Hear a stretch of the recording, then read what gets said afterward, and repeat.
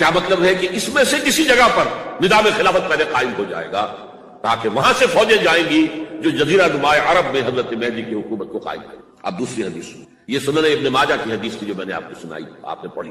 دوسری عن ابی ہریرہ رضی اللہ تعالی عنہ, یہ ترمذی شریف کی روایت ہے. قال قال رسول اللہ صلی اللہ علیہ وسلم یخرج من خراسان رایات سود لا يردها شیء حتی تنصب بإیلیا. خراسان کے علاقے سے سیاہ جھنڈے لے کر فوجیں آئیں گی, ان کا رخ کوئی موڑ نہیں سکے گا, ان کو پیچھے پھیر نہیں سکیں گے کوئی بھی, یہاں تک کہ وہ یروشلم میں جا کر جھنڈے نصب کر دیں. ایلیا حضور کے زمانے میں یروشلم کو کہتے ہیں. یہ یروشلم تھا جب حضرت سلیمان کی حکومت تھی اور یہاں پر معبد سلیمانی, ہیکل سلیمانی قائم ہے. تو یہ یروشلم کی رہا ہے تاریخ میں, یہاں تک کہ سن 70 عیسوی میں جب ٹائٹس رومی جنرل نے اس کو گرایا, ختم کیا, سیکنڈ ٹیمپل گرا دیا اور یہاں سے یہودیوں کو نکل جاؤ, یہاں سے کوئی یہودی باقی نہیں رہا, بالکل تہو بالا برباد کر دیا. اس کے کوئی 150 سال بعد ہیڈریان, رومن ایمپرر ہیڈریان, اس نے پھر دوبارہ آباد کیا اسے. 150 سال تک یہ بالکل بنجر اور بالکل غیر آباد پڑا. اب ہیڈریان نے جب آباد کیا تو اس کا نام ایلیا رکھا, اب یروشلم نام نہیں. تو حضور کے زمانے میں پھر اس کا نام ایلیا. اور اب اس سے کیا معلوم ہو رہا ہے کہ یہ یروشلم مسلمانوں کے قبضے سے اس وقت نکلا ہوا, ایک دفعہ پہلے نکلا تھا 1099 عیسوی میں مسلمانوں کے ہاتھ سے نکلا. کروسیڈرز, عیسائیوں نے آ کر اس کو قبضے میں کیا, لاکھوں مسلمانوں کو مارا, قتل کیا. اس کو 1187 عیسوی میں واپس لیا ہے. کس نے لیا ہے؟ صلاح الدین ایوبی. کرد عرب کھوکھلے ہو چکے تھے, عربوں نے کھویا, واپس نہیں لے سکے. بہت حکومت کر چکے تھے, 400-500 برس کی حکومت, اور ان کے عیش اور ان کے آرام, اب ان میں جان نہیں تھی کہ وہ واپس لے سکے. واپس لینے والا گرم کرد صلاح الدین ایوبی. گویا کہ اب آپ سمجھئے کہ 88 برس تک عیسائیوں کا قبضہ رہا یروشلم. اب 1967 میں یہودیوں نے قبضہ کیا ہے, اور اب 38 برس تو ہو گئے, 88 نہیں 38 برس تو ہو گئے. لیکن وہ دور آئے گا کہ اب پھر لیں گے. لینے والے عرب بھی نہیں ہوں گے, خراسان کے علاقے سے فوجیں آئیں. یہ خراسان کیا تھا؟ ایلیا تو میں نے آپ کو بتایا یروشلم کا نام ہے. خراسان اس زمانے میں ایک بہت بڑے ملک کو کہتے ہیں. کچھ حصہ پاکستان کا بھی اس میں شامل ہے, کچھ حصہ ایران کا بھی ہے. ایران کے اس حصے کو اب بھی خراسان ہے. خراسان ایک صوبہ ہے ایران کا چھوٹا سا. پاکستان میں خاص طور پر یہ جو علاقہ بالا کنڈ ایجنسی کہلاتی ہے, اس سے اوپر جتنا علاقہ ہے, اور یہ جو واخان کی ایک پٹی آتی ہے اوپر, واخان افغانستان کی ایک پٹی سی دم سی چلی آتی ہے جو جا کر چائنا کی سرحد سے مل جاتی ہے, یہاں سے لے کے یہاں تک یہ جو مالا کنڈ کا وہ درہ ہے اور پہاڑ ہے, یہ بھی خراسان کا حصہ. باقی تقریباً 2/3 آف افغانستان, ساؤدرن حصہ نہیں ہے خراسان کا حصہ, یہ سیستان کہلاتا تھا, یہ خراسان نہیں ہے. لیکن یہ کہ اوپر کا 2/3 آف افغانستان, اور اس کے ساتھ یہ جو عرب جو ابھی ترک ممالک آزاد ہوئے ہیں سوویت یونین کی ڈسولوشن کے ساتھ, یہ سارا علاقہ کہلاتا ہے خراسان بزرگ, دی گریٹ خراسان. ایک مرتبہ ایک یہاں کا جو قونصلیٹ ایران کا وہ آئے تھے میرے پاس, ان کے اہم آدمی, ان سے میں نے پوچھا خراسان, تو پہلے تم کا خراسان ہمارا ایک صوبہ, لیکن مجھے خراسان, خراسان بزرگ, وہ جو دی گریٹر خراسان کی بات کر رہے ہیں وہ یہ تھا. پھر میں نے اور بریوں سے بھی تحقیق کی, پہلے خیال تھا کہ پورا افغانستان اس میں شامل ہے, لیکن اب معلوم ہوا کہ نہیں, یہ جو جنوبی حصہ ہے یہ سیستان کہلاتا تھا. کچھ بلوچستان کا حصہ اس میں شامل تھا اور کچھ یہ جنوبی حصہ افغانستان. یہاں سے فوجیں جائیں گی, اور یہ فوجیں جا کر خراسان سے چل کر ایلیا پہنچیں گی, یروشلم پہنچیں گی, اور اپنے جھنڈے گاڑ. اس کا جو نتیجہ نکلتا ہے وہ آپ سمجھ لیجئے. اس میں بھی اب میں اس سیر ترجمان القرآن اقبال کا ایک شعر آپ کو سنا رہا ہوں. ایک تو انہوں نے اردو میں کہا تھا, میرے عرب کو آئی ٹھنڈی ہوا جہاں سے, میرا وطن وہی ہے, میرا وطن وہی. ٹھنڈی ہوا حضور کو آئی, مجھے ہندوستان کی طرف سے ٹھنڈی ہوا آ رہی ہے صلی اللہ علیہ وسلم. اس کا جو ہے حوالہ مجھے نہیں مل سکا ہے اب تک, لیکن لوگ مانتے ہیں کہ ہاں ہے, حدیث ہے, پڑھی ہے ہم نے, لیکن بتا نہیں پا رہے. اور ظاہر بات ہے کہ حدیث کا ذخیرہ اتنا وسیع ہے کہ اس میں سے تلاش کرنا آسان تھا. اور اقبال کو کافی علم تھا ان چیزوں کا, اس کو بغیر کسی بنیاد کے نہیں کہہ سکتا. میرے عرب کو آئی ٹھنڈی ہوا جہاں سے, میرا وطن وہی ہے, میرا وطن. لیکن اس سے بھی زیادہ جو بات ہے وہ علامہ اقبال کا ایک شعر ہے جس کے پہلے مصرے میں تو حضرت مہدی کا ذکر ہے, وہ میں بعد میں اس کا ذکر کروں گا جب ان کا وقت آئے گا. خضر وقت از خلوت دشت حجاز آید برون. خضر وقت, وقت کا خضر, میرے نزدیک وقت کا مجدد حضرت مہدی, وہ خلوت حجاز سے باہر آئیں گے. خضر وقت از خلوت دشت حجاز آید برون, کارواں زی وادی دور و دراز آیت برو، کارواں اس وادی دور و دراز سے چلے گا۔ یہ وادی دور و دراز کون سی ہے؟ وادی سندھ۔ وادی سندھ کا تصور پتہ نہیں آپ کو کیا ہے، آپ کو معلوم ہونا چاہیے کہ وادی سندھ، یہ سارے ٹریبیوٹس جو آ رہے ہیں جو وادی اس دریائے سندھ میں مل رہے ہیں، جیسے ایک درخت ہوتا ہے اور اس کی شاخیں ہیں، وہ تو درخت کے تنے سے نکلی ہے۔ ایک یہ کہ ٹریبیوٹریز ہوتی ہیں، چھوٹے چھوٹے دریا ہوتے ہیں، وہ ملتے ہیں تو ایک بڑا دریا بنتا ہے۔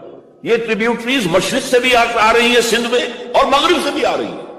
افغانستان کا مشرقی حصہ اسی وادی سندھ کے اندر ہے، اور یہ موجودہ پاکستان، بلکہ اس میں سے کچھ حصہ جو ہم چھوڑ چکے ہیں، ہم سے نکل گیا دریائے ستلج تک، یہ اس وادی سندھ کا حصہ ہے۔ کہاں آ رہا ہے ستلج؟ سندھ میں، اور بیاس تو ستلج میں پہلے ہی آ گیا، راوی آ گیا، چناب آ گیا، جہلم آ گیا، سب سندھ میں پہنچ گئے، پیٹن کوٹ میں سے پہنچ گئے، پہنچ گئے۔ اوپر سے یہ دریائے سوات آ رہا ہے، یہ دریائے دیر آ رہا ہے، یہ دریا فلاں آ رہا ہے، یہ دریا فلاں آ رہا ہے، سب دریائے کابل میں ہو کر کہاں پہنچے؟ سندھ میں۔ اوپر سے دریائے ہنزا آ رہا ہے، دریائے گلگت آ رہا ہے، کہاں آ کر گرے؟ سندھ میں۔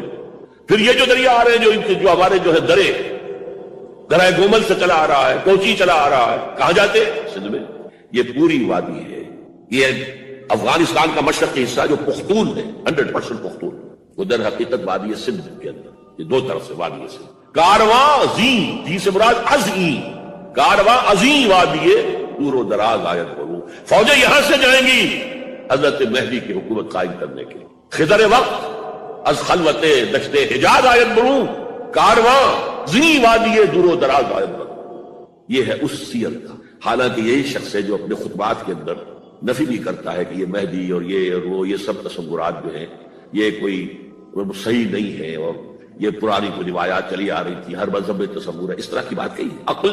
جب عقل سے بات کرتا تھا اس میں ٹھوکریں کھاتا تھا، جب دل سے اس کے یہ سیلاب کے معنی چشمہ ابھرتا تھا دل سے اس کی شاعری کا، اس میں ہوتے تھے وہ حقائق کہ جو ابدی۔ اس پر جو اشفاق صاحب ہوتے تھے ہمارے ہاں، اشفاق احمد ادیب، ڈرامہ نگار، تلقین شاہ، انہوں نے بڑی پیاری بات کہی تھی، اگرچہ ان کا مذاق اڑایا تھا روزنامہ میں آئے وقت میں، بات بڑی پیاری تھی۔ اقبال ایک دن کا اقبال تھا، ایک رات کا اقبال تھا۔ دن کا اقبال فلسفی تھا، وہ اپنی عقل سے غور و فکر کرتا تھا، اس کا حاصل جو ہے وہ لیکچرز، خطبات، ان میں بہت سی باتوں پر علماء کو شدید اعتراض۔ ایک رات کا اقبال تھا، اسے الہام ہوتا تھا، سیلاب آتا تھا شاعری کا، اور وہ اقبال جو ہے اصل اقبال۔ اور اس کو کہا اقبال نے خود، ڈاکٹر یوئنگ ہوتے تھے جو پرنسپل تھے ایف سی کالج کے، ان کے نام سے یوئنگ ہال اب بھی موجود ہے نیلا گنبد چوک میں، ایک ہاسٹل بنایا تھا انہوں نے، یوئنگ ہال۔ ایک دعوت میں سب جمع تھے، ڈاکٹر یوئنگ بھی تھے، علامہ بھی تھے۔ یوئنگ نے بڑا تیکھا وار کیا کہ ڈاکٹر اقبال، ہم نے سنا ہے کہ آپ جیسا آدمی بھی وربل ریولیشن کا قائل ہے۔ تو پہلے مسئلہ سمجھ لیجئے، ورنہ واقعہ سمجھ نہیں آیا تھا۔ ایک ہے وربل، وحی باللفظ، قرآن کے بارے میں ہمارا عقیدہ یہ الفاظ اللہ کے، ایک ہوتا ہے وحی، لیکن اس وحی میں لفظ جو ہے وحی کا نہیں ہوتا، بلکہ وہ انسپریشن کہلاتی ہے، کوئی بات آپ کے ذہن میں ڈال دی گئی، آپ نے اپنے الفاظ میں اس کو ادا کیا۔ تو یہ سمجھتے ہیں کہ وحی جو ہے یہ ہمیشہ وحی باللفظ وربل نہیں ہوتی، یہ عیسائیوں کا عقیدہ ہے۔ اور وہ عقیدہ کیوں بنایا ہے؟ اب ایک بات سے بات نکل رہی ہے، انجیلیں 100 سے زیادہ تھی، اب بھی کم سے کم 4 کو کینونیکل کہتے ہیں، تو ان چاروں میں اختلاف ہے، تو کون سی انجیل ہے؟ میں جب پڑھتا تھا میڈیکل کالج میں، تو میں نے مونٹگومری میں ایک بہت بڑا انفارمیشن ہے، تو وہاں پادری صاحب سے مسٹر وائٹ جا کے میں نے کہا کہ which one of these is Bible؟ اب جواب آپ سنیے، ذہانت کا شاہکار ہے، none of them is Bible، Bible is in them، ان میں سے کوئی بائبل نہیں ہے، بائبل ان کے اندر ہے۔ یعنی جو مفہوم عیسیٰ کو وہ خدا سمجھتے ہیں، اور ان کو اپوسٹلز کہتے ہیں، یہ نبی تھے، حضرت عیسیٰ کے رسول تھے، یہ متی ہوں یا جان ہوں، جو بھی ہے اپوسٹلز ہیں۔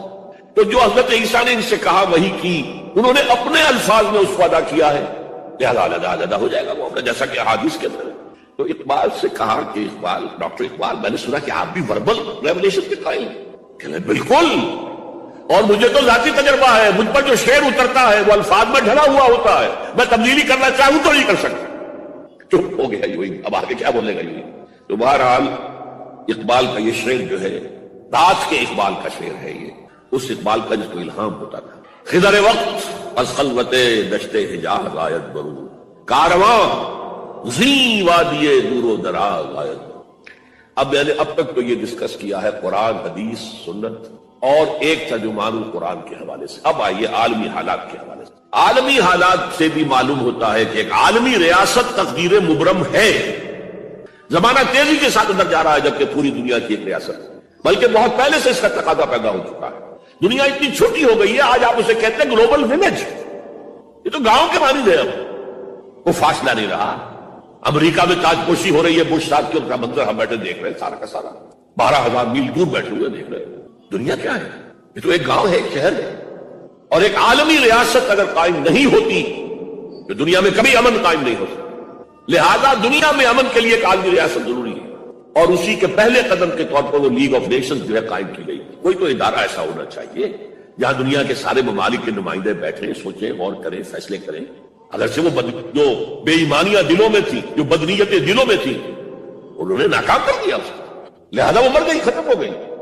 ہاں، جنم دے گئی اسرائیل کو، اس کے وطن سے اسرائیل نے جنم لیا، اسرائیل نے نہیں، بالفور ڈکلریشن، کہ یہودیوں کو فلسطین میں آباد ہونے کی اجازت ہے۔ اچھا، جب وہ ختم ہو گئی تو تقاضا موجود تھا، کوئی ادارہ ایسا ہونا چاہیے بھائی بیٹھے سب کے سب وہاں فیصلے کریں، ورنہ تو دو برتن کھڑک جائیں گے تو اس کے بعد وہ عالمی جو ہے ایک کنفرنٹیشن ہو سکتی ہے۔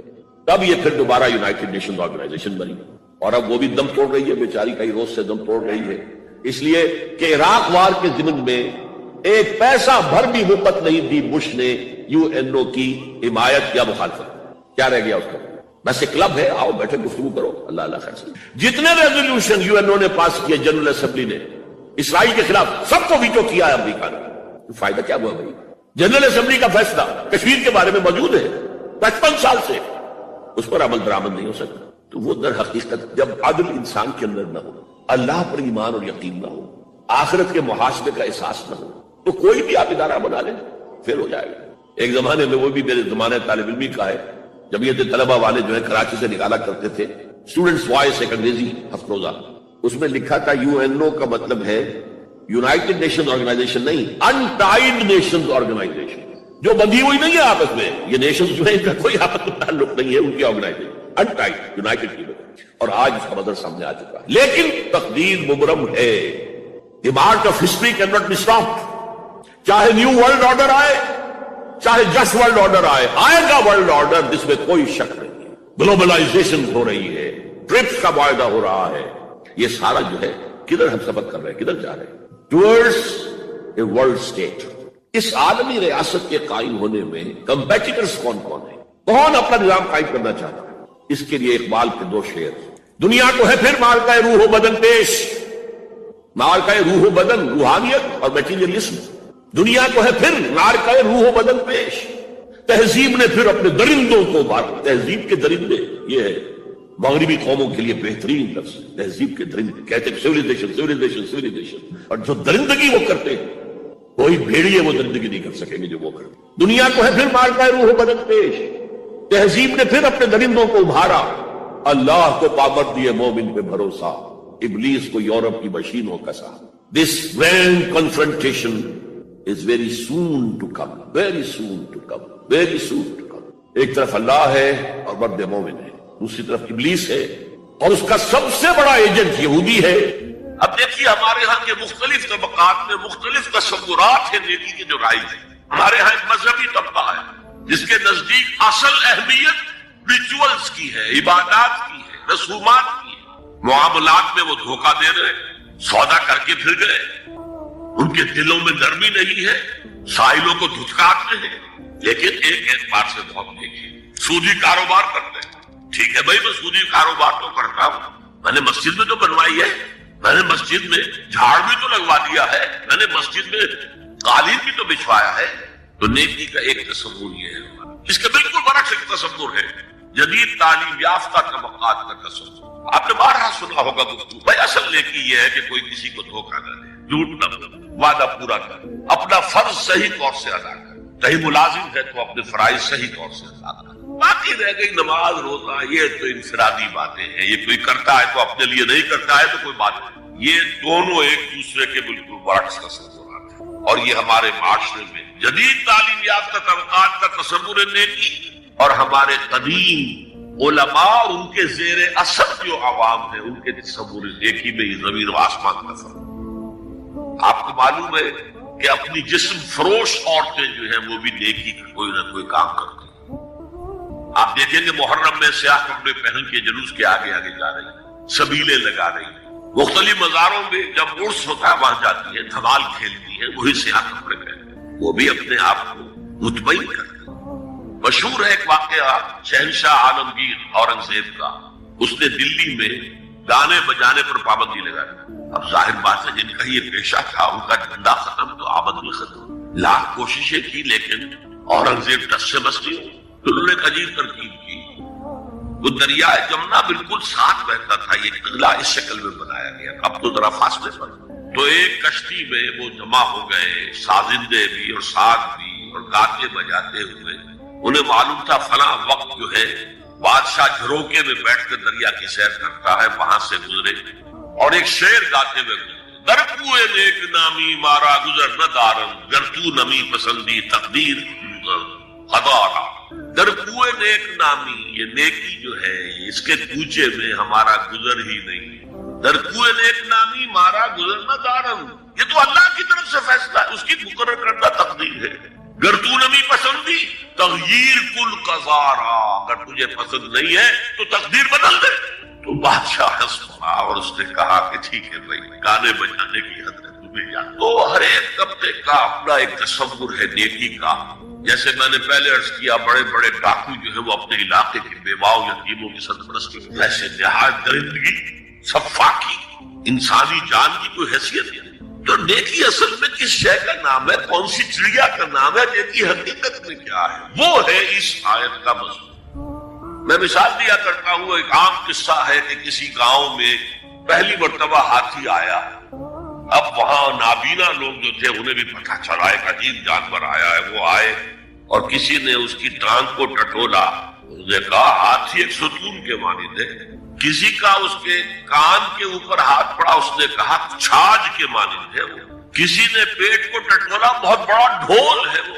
بالکل یہی معاملہ ہے نیکی کے تصور کے بارے میں، اڑائے کچھ ورق لالے نے، کچھ نرگس نے، کچھ گل نے، چمن میں ہر طرف بکھری ہوئی ہے داستان میری، کسی نے نیکی کا ایک حصہ لے لیا، کسی نے دوسرا لے لیا، کسی نے تیسرا لے لیا، وہ مکمل سراپا نیکی، حقیقی نیکی کس میں ہے، یہ ہے اس آیت کا مضمون۔ اب چوتھے نمبر پر یہ تمہیدی باتیں جو میں عرض کر رہا ہوں، اس آیت کا پس منظر کیا ہے جسے ہم کہتے ہیں شان نزول، کیا بحث چل رہی تھی جس میں ہدایت کے لیے یہ آیت نازل ہوئی؟ تو ذہن میں رکھیے کہ تحویل قبلہ اس آیت کا پس منظر ہے، شان نزول۔ آپ کو معلوم ہے مکے میں جب تک حضور رہے، آپ جب نماز پڑھتے تھے تو آپ جنوبی جانب کھڑے ہوتے تھے، یعنی رکن یمانی اور وہ کونا کے جس میں حجر اسود نصب ہے، ان دونوں کے درمیان کھڑے ہوئے کعبے کی طرف رخ کیا، تو اسی رخ پر بیت المقدس بھی ہے۔ اسے کہتے ہیں استقبال قبلتین، دونوں قبلوں کا بیک وقت استقبال ہو گیا، رخ ہو گیا دونوں طرف، خانہ کعبہ کے بھی اور بیت المقدس کے بھی۔ مدینے میں آ کر تو یہ ناممکن ہے، اب اگر کعبے کی طرف رخ کرو گے تو بیت المقدس کی طرف پشت ہو جائے گی، وہ شمال میں ہے یہ جنوب میں ہے، اگر بیت المقدس کی طرف رخ کرو گے تو کعبے کی طرف پیٹ ہوگی۔ لیکن آپ کو معلوم ہے کہ حضور نے 16 یا 17 مہینے مدینے آنے کے بعد بیت المقدس کی طرف رخ کر کے نماز پڑھی۔ اب ایک شکل تو یہ ہے کہ یہ حضور کا ذاتی اجتہاد ہو اور اس کو اللہ نے تسلیم کر لیا ہو کہ ٹھیک ہے، یہ بھی ممکن ہے۔ اسے تقریر کہتے ہیں اصطلاح میں۔ حدیث کس چیز کا نام ہے؟ حضور کا قول یا فعل یا تقریر۔ پہلی دونوں چیزوں تو آپ جانتے، قول اور فعل۔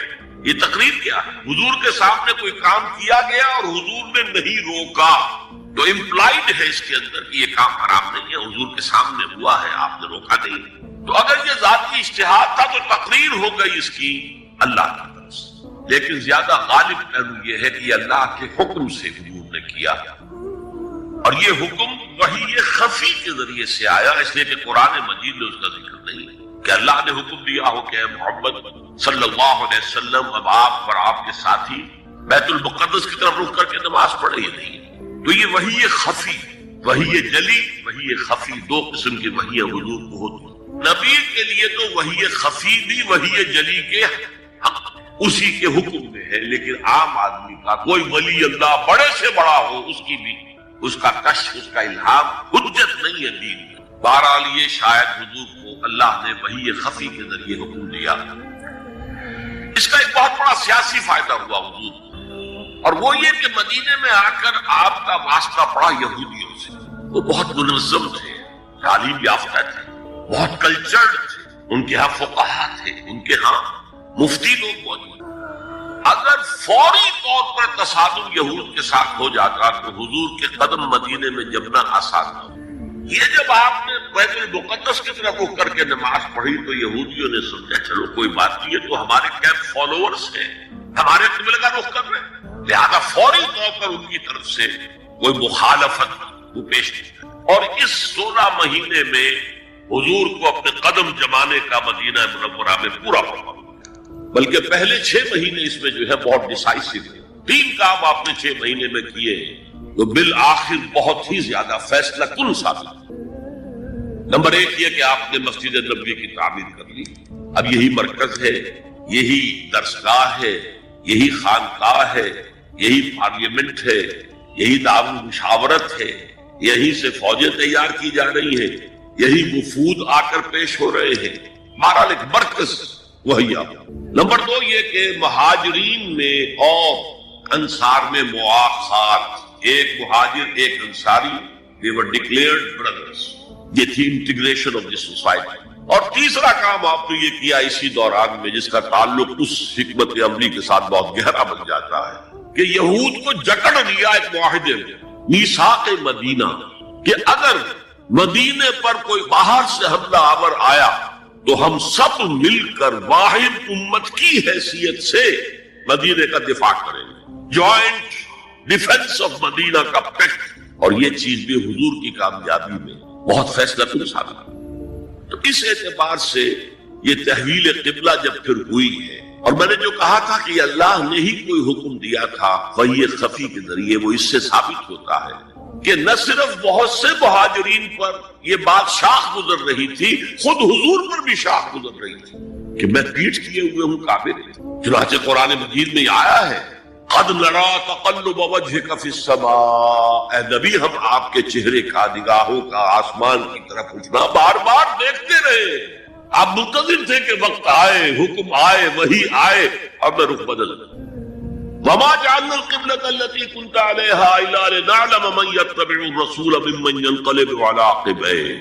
یہ اللہ نے اپنی طرف منسوخ کر دیا، اور ہم نے وہ قبلہ جس پر تم اب تک رہے ہو 16 مہینے 17 مہینے یہ مقرر کیا تھا تاکہ دیکھ لے کہ کون ہے رسول کا اتباع کرنے والے اور کون ہے جو اپنے الٹے پاؤں پھر جانے والے.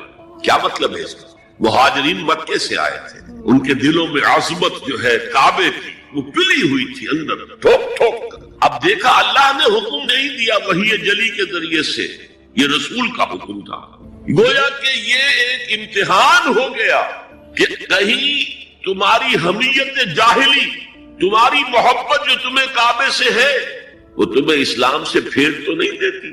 آیا تم رسول کے حکم کو مقدم رکھتے ہو اور اپنی کسی سابقہ حمیت، جسے حمیت جاہلی ہم کہہ دیں گے، اس کو مقدم رکھتے ہو. یہ ایک سخت امتحان تھا جس میں کہ اہل مکہ جو مہاجرین تھے وہ مبتلا کیے گئے. اور خاص طور پر یہ بات کہ رسول کا حکم ماننے کی تاکید، چاہے ابھی قرآن میں کوئی آیت نہیں آئی ہے لیکن حقیقی مومن کے لیے رسول کا فرمانا بھی ایسے ہی ہے جیسے کہ اللہ کا فرمانا. اس کی تربیت بھی ہو گئی.